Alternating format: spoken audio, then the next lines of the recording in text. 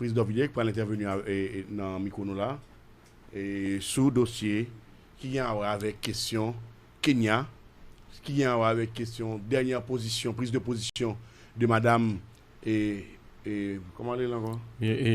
Maria Isabelle Salvador. Là comment que la Gloria dans même. Et ambassadeur Dorvilliers déjà en ligne là. Ambassadeur Dorvilliers, nous saluons ambassadeur Dorvilliers et qui lui-même déjà en ligne, c'est ancien consul général à Montréal et il a un doctorat et en sciences de développement quoi. Et ambassadeur Dorvilliers, bonjour. Bonjour Isaïe, bonjour à tous les amis sur le plateau, bonjour à tout le monde qui attend l'émission aujourd'hui en Haïti. Alors, lecture que vous faites en tant que ancien consul général à l'ambassade alors ancien consul général à Montréal qui lecture fait de situation on nous dit diplomatique et ce pays par rapport avec façon que les diplomates haïtiens qui eux-mêmes accrédités à l'étranger et position yo gagné à travers l'ONU et position l'ONU gagné par rapport avec la situation haïtienne. Bon, nous pas parler véritablement parler de diplomatie parce que pas un diplomate sans politique étrangère. Parce que diplomatie eux-mêmes supposé exécuter, c'est le exécutant, il y a le penseur tout, parce qu'il y a le grand intellectuel qui dans la diplomatie, on ne peut pas demander seulement pour comporter d'un coup de exécutant. Mais il y a un diplomate, c'est-à-dire qu'il y a un ambassadeur, il y a un consul général, de ministre conseiller, etc. Celui exécutant qui a exécuté, qui a mis en application une politique, politique internationale, une politique de gouvernement en matière de relations internationales. Donc si politique gouvernement ou bien l'État voyait pas bien établi, pas bien élaboré, il est flou, donc il n'est pas véritablement capable, utile, défendre l'intérêt pays parce qu'il faut qu'on canevas, il faut qu'on politique, il faut qu'on encadrement de qui ça, comment et pour qui ça, il y a défendre le pays à l'étranger, comment il y a représenter le pays à l'étranger. Donc, regarde, nos situations diplomatiques haïtiennes, à l'image de modèles de gouvernance que nous gagnons actuellement là, jusqu'au gouvernance floue, ou une gouvernance incertaine, ou une gouvernance illégale et illégitime. Donc, c'est-à-dire que une gouvernance de monde qui va venir pour élaborer de politiques publiques, dont une politique étrangère. C'est-à-dire que c'est le monde qui a passé, donc c'est pas bon. De manière, c'est pas attribution de tout pour élaborer une politique étrangère pour payer parce que pas de personne qui va au mandat, pas de population, peuple n'a pas au mandat, c'est pas de représentants peuple haïtien que vous voyez, donc il n'y a pas même besoin de prendre la peine pour élaborer de politiques publiques porteuses de développement, c'est-à-dire que y compris en politique étrangère. Donc la diplomatie actuellement haïtienne est à l'image de la gouvernance actuelle.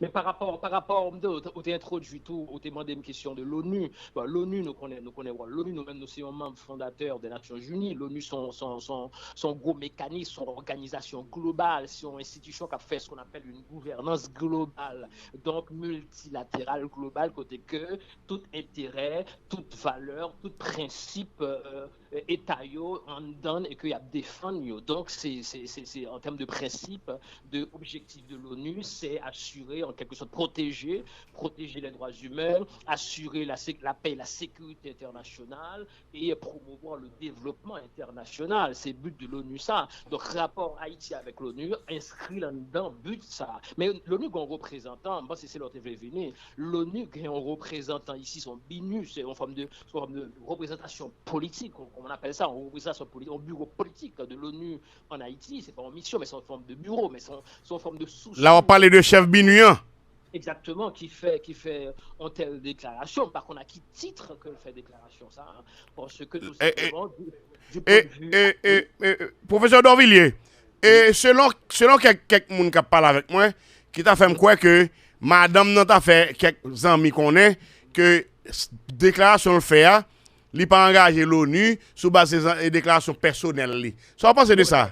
Non, ça n'a pas de sens. Ça n'a pas de sens. À un tel niveau, ça n'a pas de sens. Ça n'a Mhm. pas de sens à un tel niveau que, évidemment, il faut qu'elle l'assume. Il faut qu'elle ait plus courage pour l'assumer. À un tel niveau, on ne fait pas de déclaration personnelle. Ça, sinon, s'il dit ça, c'est de la lâcheté. C'est de la lâcheté. C'est Mhm. de. On va pas qualifier. Non, pas de question de, à ce niveau-là, ou son représentant du secrétaire général des Nations Unies, qui son personnage, c'est le premier personnage de la politique internationale, le chef en quelque sorte des relations internationales, sinon en perspective cosmopolitique, c'est-à-dire que madame n'a pas fait une déclaration à l'emporte-pièce pour le dire comme ça que bon, son déclaration personnelle, il n'est pas ici en tant que individu, en tant que monde qui vient faire un job privé, il vient faire un job public, mais son public international, donc politique publique internationale. Donc, si c'est à ça, c'est que madame ça n'a pas de compétences, véritablement, pas de compétences académiques, il n'a pas de compétences en termes de relations internationales, même s'ils sont anciennes ministres des Affaires étrangères de pays. Bon, nous connaissons les pays, ça, c'est pas les meilleurs qui occupaient de grands postes, ça. Surtout que le pays, madame, non, son pays, son démocratie en débandade, presque même gens avec nous, on connaît ce qui a passé dans le pays. Donc, moi, c'est commencé mieux pour lui-même, pour faire la leçon à son propre pays, parce que le pays, actuellement, a traversé en crise politique majeure. L'Équateur, en crise politique majeure, en crise sécurité majeure, etc. Donc, il a mieux fait. C'est pour me dire que je ne peux pas comprendre ça, madame Nandian, du point de vue de la théorie politique. C'est-à-dire qu'elle parlait pas qu'à une transition, non transition. Mais qu'est-ce que ça veut dire? Il faut le dire, qui ça l'entend? Parce qu'il faut le connaître, il y a des gens qui connaissent, qui ont une grande université, ici en Haïti, qui est bien formé en Haïti, qui a formé dans notre pays, même j'ai avec lui, qui connaissent ce qu'on appelle toute la théorie de la transition démocratique. Qui s'appelle la transition? Est-ce que c'est une transition démocratique? Est-ce que sont transition de monde ou bien transition son processus d'institutionnalisation ou bien un processus menant à l'institutionnalisation? Parce que madame Guébris, madame n'a confond, monde qui a fait transition avec transition elle-même. Par contre, c'est ça me dit là. Parce que une transition pas faite par même Mounio, donc il n'y a pas de transition encore. Donc, une transition qui a faite par plusieurs équipes, une transition qui a faite par plusieurs phases. Donc, transition qui a 2 phases, 3 phases, 4 phases, parce que les transition, parce qu'une transition, c'est phase qui entre un pouvoir démocratiquement élu avec un autre pouvoir démocratiquement élu. Alors, entre parenthèses, est-ce que nous pas qu'à dire que à travers cette position, cette prise de position de Madame Maria et du Binu, et c'est un support en plus pour Dr. Ariel Henry?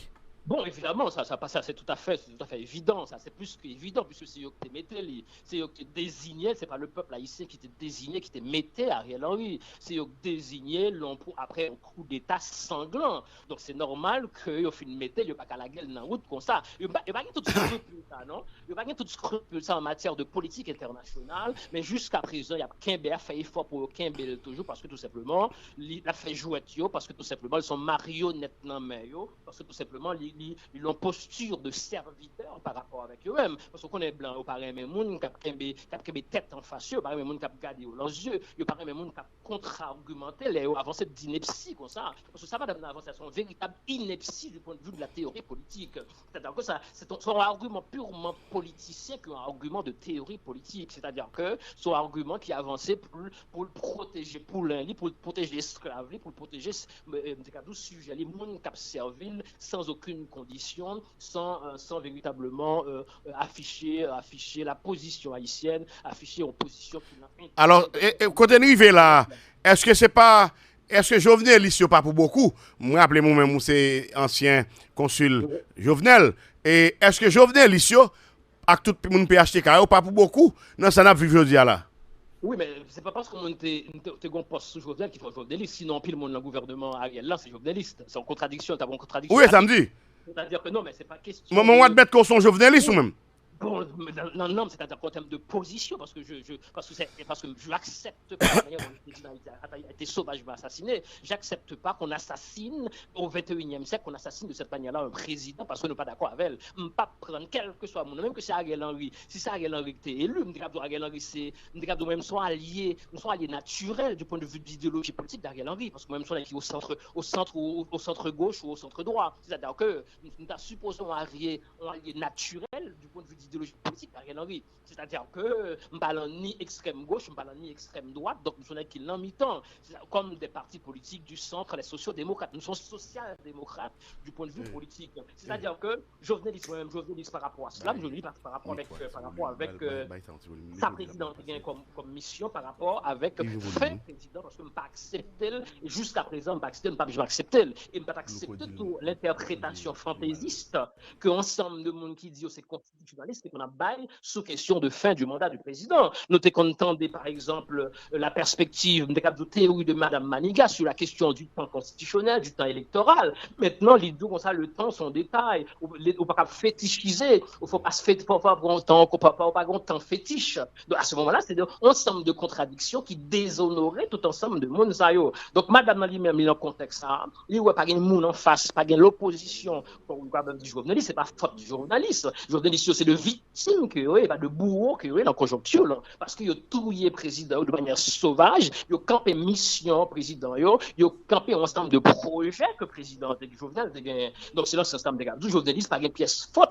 Pas dit que journaliste, dans le sens d'administrateur, dans le sens de partisans politiques, m'a dit journaliste dans le sens de monde qui était apprécié, qui était collaboré avec le président Jovenel Moïse. Donc, il n'y a pas véritablement de tort dans ce qu'a fait là. Le problème qui gagne là, c'est que la communauté internationale a porté à bout de bras Ariel Henry qui a fait une gouvernance décousue, sans objectif, sans plan, sans temps. Son gouvernance intemporelle, c'est pire qu'une dictature parce que tout simplement, nous ne sommes pas capables de gagner une transition éternelle, on n'a jamais vu cela.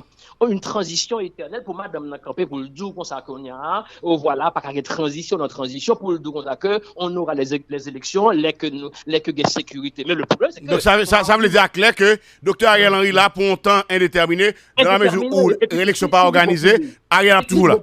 Non, mais bon pour lui, si Ariel Henry et son équipe, ce sont des acteurs rationnels. Il a fait tout ça possible pour pas jamais de sécurité dans le pays, pour qu'il y ait au pouvoir. Parce que je pense qu'il y a besoin de pouvoir. Il y a une volonté pour le pouvoir. Donc, lors d'une fait élection, les sécurité, moun qui en vérité sous pouvoir, il ne peut pas jamais permettre de sécurité. Il a joué piégé, mais en cachette, pour faire insécurité dans le pays, pour que pas jamais de élection, pour qu'il continue à jouir de pouvoir. Donc, c'est pour à ce moment-là, il propose que Kenya, etc. Je pense que tu parles de questions de l'ONU, parce que Kenya inscrit dans l'ONU. Mais le fait est que, il a compté son mission de paix de Kenya pour rétablir la sécurité, mais il est bien content que Kenya a tergiversé. Parce que tout simplement, tout autant que Kenya a fait de exigences, de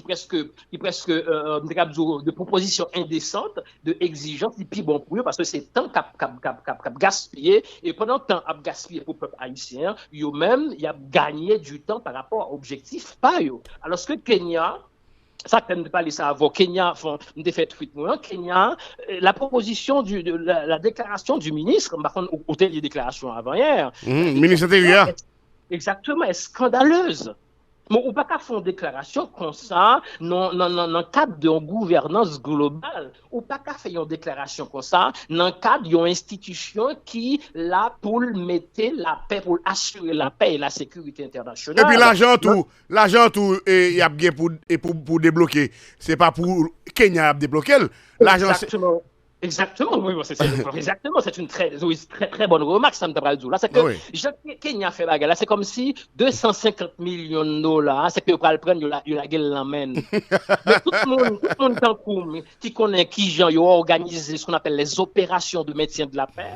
Opérations de maintien de la paix, soit hybrides, soit de relais, comme on les appelle, soit par procuration. Opération, nous sont opérations de maintien de la paix par procuration, donc une opération non onusienne. Tout le monde qui connaît une problématique, ça très bien, comme on connaît, qui gens ont financé pour mission ça yo. Jean Kenya dit non pas jamais fait comme ça et Kenya connaît très bien comment processus d'allocation pour bailler ressources pour distribuer ressources dans quatre missions. Il connaît très bien que ça c'est pas comme ça ça fait parce que Pour ça, fait, bon, quelques éléments, comment ça fait? Parce que les bagages, ça a fait, dans l'ONU, question d'opération, ça, il y a un département, il y a des DOMP, qui c'est le département des opérations de maintien de la paix, qui vient tourner, Guterres changé, ils font réforme en 2017-2018, ils viennent tourner DOP, c'est-à-dire le département des opérations. Okay? Il y a l'autre département qui est les DAM, c'est-à-dire le département de l'appui aux missions, et qui vient tourner sur Guterres encore, département de soutien opérationnel DOS. Donc, il y a un budget, parce que le budget total pour opération mission de la paix, son budget qui évalue à peu près 6 milliards de dollars. Donc, si le budget évalue à 6 milliards de dollars, ce n'est pas pour Haïti seulement que lié. Bon ensemble de moyens que